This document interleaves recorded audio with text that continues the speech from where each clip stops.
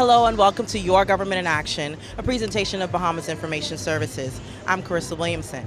And in this episode of Your Government in Action, we are here in the beautiful Barbados to give you coverage of Carifesta 15. But more about that later on in this episode of Your Government in Action. Prime Minister and Minister of Finance, the Honorable Philip Davis, and Minister of Education and Technical and Vocational Training, the Honorable Glenys Hannah Martin, addressed more than 300 public school administrators in a two-day conclave held at the British Colonial Hotel on August 18th and 19th, 2025, focusing on transformational leadership and the role educators play in shaping the nation's future. I want to begin where it matters most, with gratitude. Thank you for the work you do every single day. Thank you for the patience you show, the sacrifices you make, the burdens you carry quietly, and the determination that keeps you going when the challenges seem endless. As Prime Minister, I spend my days working on policies, budgets, and programs. But I never forget that the real work of shaping our nation's future happens in your schools, your offices, in your classrooms. It happens in the decisions you make, the encouragement you give, the discipline you enforce, and the example you set. And so this morning, I'm here not to lecture, but to acknowledge, to say simply and sincerely, thank you. When I think about education, I think about my own journey. Growing up in Cat Island, opportunities, if there were any, I prefer to say they were limited. But I had a teacher, an administrator, who refused to let circumstances define me. They saw potential in me that I did not always see in myself. I can still remember the lessons, not just the ones about math and reading, or in those days we called it the 3 hours, reading, writing, arithmetic, but also the lessons about discipline, respect, and perseverance. Those lessons stayed with me and they helped carry me from a small settlement, Old Bight in Cat Island, all the way to the office I now hold. That is the power of education.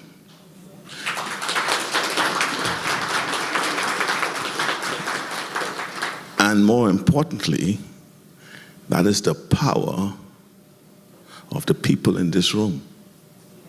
You. Because for every child in the Bahamas today, there is an administrator, a teacher, a principal, a vice principal, or a district officer whose decision, whose encouragement, whose leadership may alter the course of that child's life. Your role is not always celebrated, but it is critical. You are the ones who set the tune in our schools. You are the ones who support and guide our teachers. You are the ones who stand in the gap when parents are absent, when resources are limited, when communities are struggling. You are the ones who make sure the doors of opportunity remain open. Every story of Bahamian success, whether in business, medicine, sports, or the arts, has a school administrator somewhere in the background. Someone who believed, someone who insisted on standards, someone who kept the school running even when the odds were stacked against them. That is why I begin with thank you. I want to begin very simply, and I won't be long, by thanking all of you for your service to our country and to the advancement of young people in this nation. Collectively, this room represents very likely thousands of years of experience in education. You are the pivotal forces which ensure the operational smoothness and quality control at our more than 160 schools and for some 50,000 children and young people. This is critical leadership.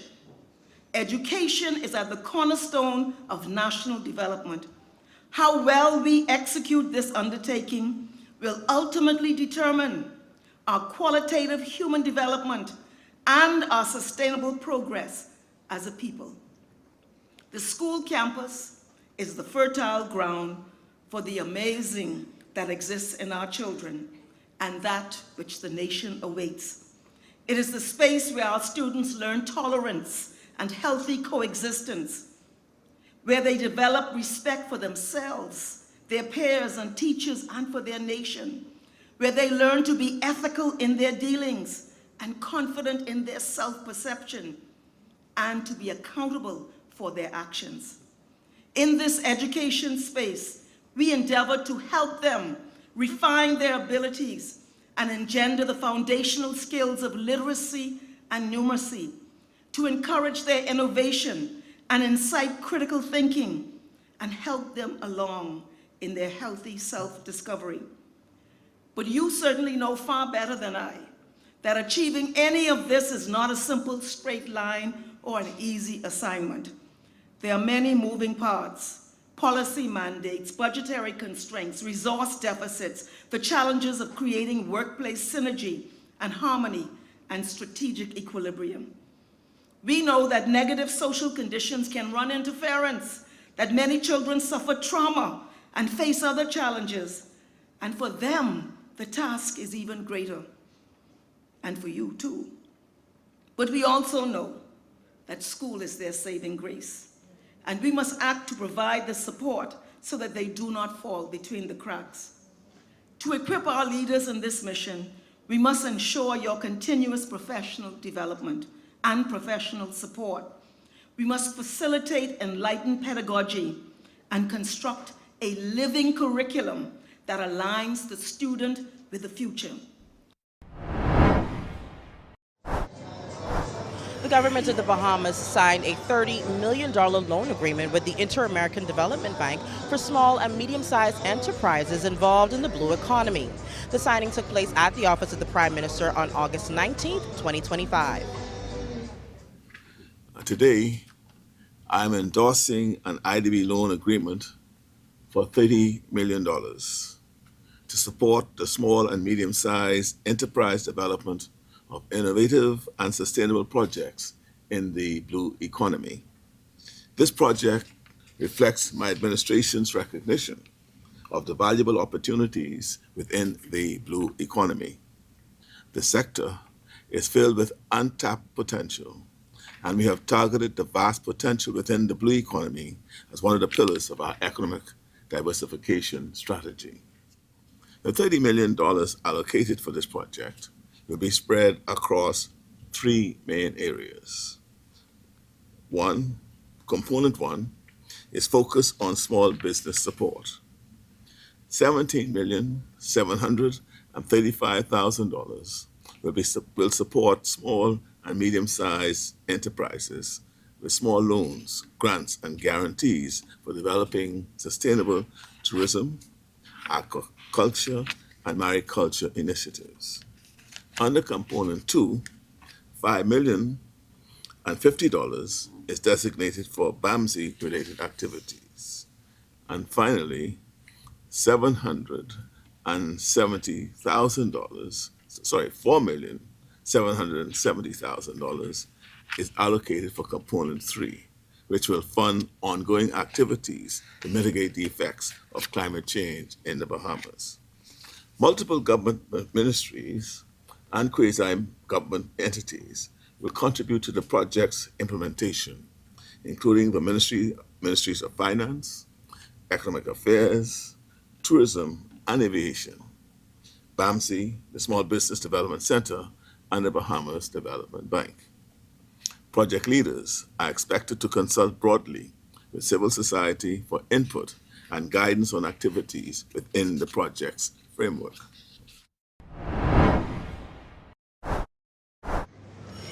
Thousands gathered in the beautiful Barbados to celebrate Carifesta, the Caribbean's premier festival for art and culture. The 10-day celebration showcased Caribbean artists in music, dance, film, and theater while bringing together artists from across the Caribbean. The event kicked off with a Parade of Nations march leading into the opening ceremony held in Queen's Park on August 22nd, 2025.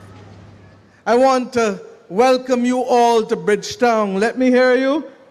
Hello? Bridgetown is now communicating to the rest of the region. Hello? Cannot hear you, especially our students.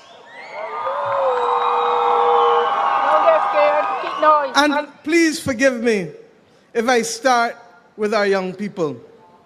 In 1981, I was just about 15 years old when Carifesta was first held in this country. I understood then what it meant to me and what it excited in my imagination for what are the possibilities of this Caribbean civilization. I understood then that we have a story to tell to the world.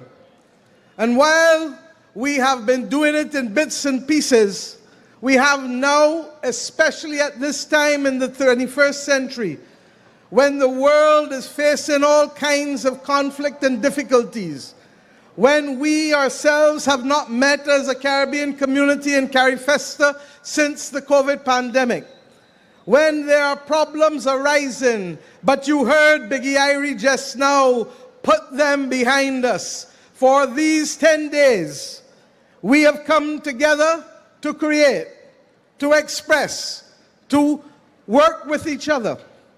And let us always remember that the Caribbean has never waited for calm to create. We have created some of our best work in the storms. We have created some of our best work under tyranny and oppression. And therefore, we determined as a nation, Barbados, that we would work with the CARICOM Secretariat to give life once again, even in these difficult times, to the expression of creativity in the Caribbean civilization. So my friends, I say welcome to you, and over these next 10 days, I want you to have a little piece of everything that the Caribbean has to offer. From tomorrow morning in Golden Square Freedom Park, there are the big conversations with Prime Minister Ralph Gonsalves and myself and Sir Hilary Beckles and others. From tomorrow in Broad Street, in the heart of our town, you will have a fashion show, and in that fashion show, even though Rihanna cannot be here, Fenty Beauty will be a part of that fashion show. We will have from tonight, for those of you who leave this part of Bridgetown, I say to you, go straight up to the National Botanical Gardens, and you will have the opportunity to hear from the Caribbean All-Star Band right back through to Gaston, my brother. 40 years of Burning Flames will be right here out of Barbados tonight, burning all the way. Machel Montano, and then of course all who missed crop over, a slew of Bajan artists ending up bringing the show together, making it possible for us to give this Carifesta a launch that is very special. My friends, we will have gospel, we will have drama, we will have arts and craft, we will have a display for those who believe that here is special in everything that we as Caribbean people do. We will have almost every aspect of creativity over the course of the next 10 days.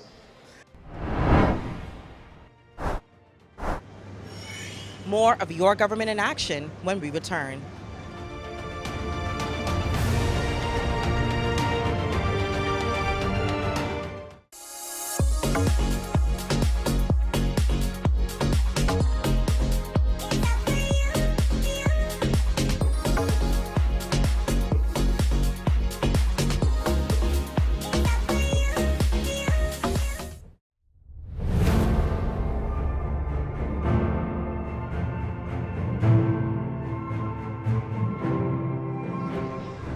Welcome back. The Bahamas Communication and Public Officers Union signed a new 4-year industrial agreement with the Broadcasting Corporation of the Bahamas for enhanced wages and benefits for employees. The signing took place at the Broadcasting Corporation of the Bahamas on August 20th, 2025. I would just like to express my appreciation to Ms. Benjamin and her team and the team from the Broadcasting Corporation. This is a perfect example where you have two bodies, two entities coming together for the benefit of the workers. I could say that in negotiations, not all parties get everything they want. not for trying on Ms. Benjamin and her team's behalf. We've met multiple times, and they are pushing for as good a deal as they could get for their employees, while we are faced with this reality. The pie only have so many slices, and so it's good that we could get together and negotiate in good faith. And I think that that is the position of the government, led by the Prime Minister and also the Minister of Labor and myself and the entities that I have. We want to have a deal where both parties feel that they have gotten not everything they want, but something that they could carry back to their members for their benefits. And I just want to again praise the good faith effort on both sides. Negotiations are done, that were done between the parties and not in the public. And that is a good trend that we would like to keep going as we negotiate other agreements. But this is a good day of celebration here at the corporation. And I note the fact that there are some things in this contractual and this agreement that we'll be signing to. And I just want to note a few of them this afternoon. We are going to be having a 4-year contract as compared to what we had in the past, just recent past, a 3-year contract. An overall salary increase of some 6%. Maternity leave is also going to be increased, and also paternity leave for those young men who will be having some children and everything else. It is a very good sign, and we've been able to settle that. There's been a lot of talk around the country about mental health, especially for men, and I'm glad we'll be able to look at that in a real direct way, to have some leave for mental health and mental care in our country. Increments and also salary alignment is also going to be given much consideration in this new contract. There's also going to be a performance-based tier of increases, of increments. And of course, there was a level of give and take, Madam President, I know in this one, because we were concerned about the issue of satisfactory being used. But at the end of the day, we had someone on our side who said that is where the world and that's where the industry is at, so we understood it quite well on our side. There are going to be some salary scales increased by there are going to be some new 5 scales now. Also, we're going to have we're going to strengthen our complaints and grievance procedure. There's been a amicable understanding between the union and the corporation in that regard. Going forward, we have to now look at the new realities we are facing when it comes to health care in our country. We'll have to go to the contributory 80-20% of them going forward here at the corporation, because the reality is that health care is a major cost to us. Meal allowances will be increased. On-call allowances will see some increase. So is subsistence allowance. Shift premium for those who work those evening shifts will also get a couple more dollars. And also sick leave is also going to be increased in this new contract that we are signing. So the salaries are there. We wouldn't get into all of that salary, but you're going to feel okay. And we're going to try to get this money out for you. If all goes well, I would say this on national TV, if all goes well before the end of August, so you can have something in your pocket for your children to go back to school. Amen. So the quicker we sign this is all the better. So this is a special day for us. I want to say thanks once again to all of you, and especially to the BCPOU and also our hardworking staff. The Ministry of Education and Technical and Vocational Training welcomed over 80 new educators and support staff for the new academic year. An orientation was held at Stephen Dillard Primary School from August 20th to the 22nd, 2025. So I am here this morning to say welcome to all of you to the public education system, which services more than 40,000 children and young people across the length and breadth of this nation. We do not subscribe to, nor do we accept, in fact, we absolutely reject that the quality of education delivered by public school teachers is in any shape or form inferior to the delivery of education anywhere else in this country. In fact, we say the opposite. We are confident that our teachers are highly competent, well-equipped to address, and the director spoke about this, the diverse and complex issues that the public education sector faces, which are not encountered at this scale anywhere else in the country. I'm also here to say to you that as a consequence, the expectation is that you will bring to the table and in the classroom the highest level of pedagogy and professionalism in the interests of our national ideals and objectives. Secondly, I wish to say to you that education or teaching, and you probably know this, is not a job. It's a calling of the highest order, one in which you are called upon to shape and mold and develop not just young minds, but to help build character and engender confidence and ignite the intangible of hope in the spirits of an emerging generation. This area of education is perhaps the most dynamic space in the Commonwealth of the Bahamas. So be prepared to anticipate the colorful array that exists in our student population, but do so with patience and empathy, understanding that not all children come to the classroom in a straight line. Some have to climb mountains, dig out of holes, and make their way through mazes to find their place in your classroom. Regardless of the circumstances, each and every one of our children is a beautiful rendition of God's grace.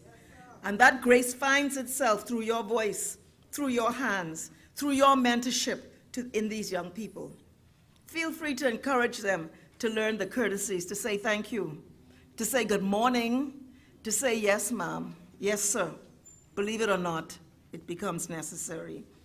Help them to value their country so they will be motivated themselves to bring value to its growth and development. But always ensure that they understand through your actions, and through your actions they know that respect is mutual. Young people are very funny about that. They need to know respect is mutual. So again, I thank you for signing up. This is not an easy undertaking in the 21st century, post-pandemic, social media saturation reality. But please never forget that you are vestiges of stability and safety. Be sure to engage your students, to incite their thinking, to encourage their articulation, to build their confidence, excuse me, to stimulate their ideas, that your classrooms are living creative spaces where human energy is alive and well. Finally, stock up on your patience. You're gonna need it. The entire nation, I assure you, the entire nation has all eyes on what is happening here in our school campuses. I believe that this is more so than in previous decades. Education has risen as an absolute area of priority, one in which the country is highly invested and closely watching. We should be reminded that it is their tax dollars which funds and fuels education, so they are invested. Please also be assured of the ministry's highest regard for you in the front line and of the ministry's commitment to enhancing the profession. The director spoke about all of the initiatives that are underway to enhance the profession. Over the last few years, we've already seen increased wages, increased benefits, increased opportunity to professional development, which he spoke of. We have reintroduced the career path and have introduced new senior teachers to the profession who have been promoted within the classroom. Coming up soon, we hope, is digital training for teachers and students. So I say to you, and I want to make this last point, we are seeking to cause for a more expeditious human resource environment. This is an issue to address your concerns as we move from a manual to a digital system. So our clients are really a microcosm of our society with their backgrounds, their abilities, their interests and needs. And therefore, we need the best and the brightest, the most proficient officers to provide differentiated instruction, advanced placement opportunities, project-based learning, hybrid learning, extra and co-curricular activities, and certainly to ensure that our children become critical thinkers. We need our children to excel academically, athletically, artistically, in activities and in their attitudes. So the 5 A's. And that's why it's important for us to ensure that we get the best and the brightest in public education. I want you to think back to when you were in school, whether it's pre-primary, primary, junior high, or senior high. What type of student were you? What type of student were you, colleagues? Some of you, you're looking at me like, John.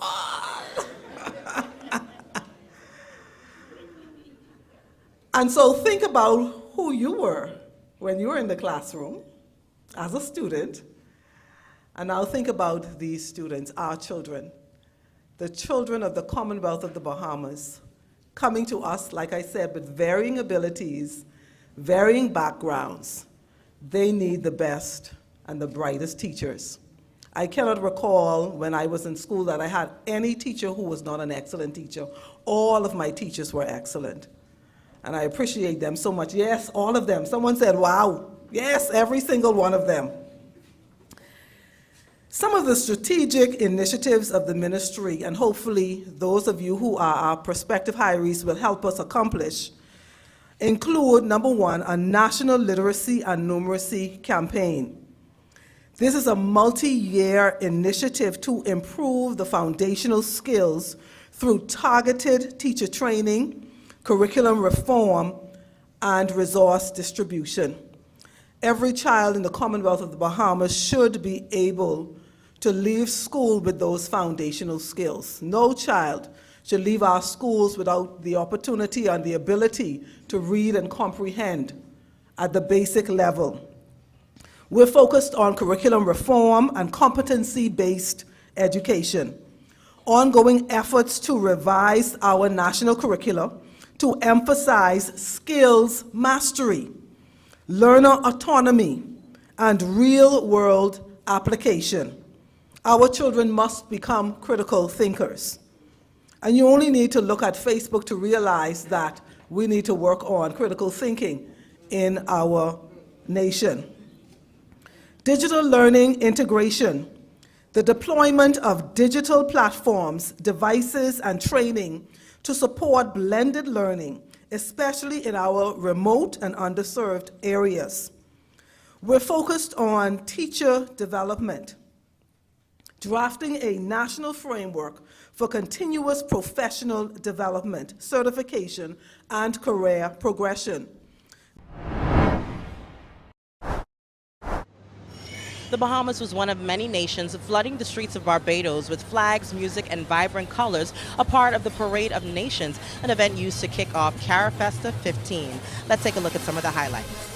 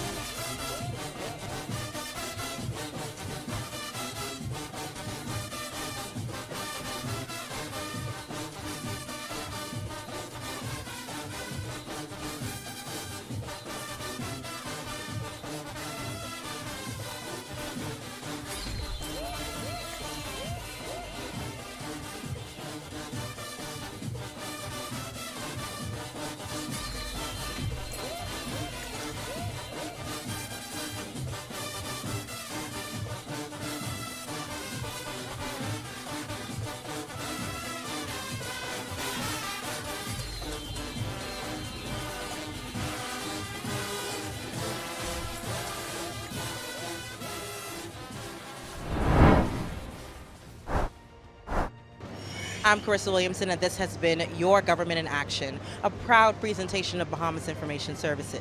Join us on Tuesday evenings where we bring you highlights, coverage, and information as we continue to do what we do best, linking people and government.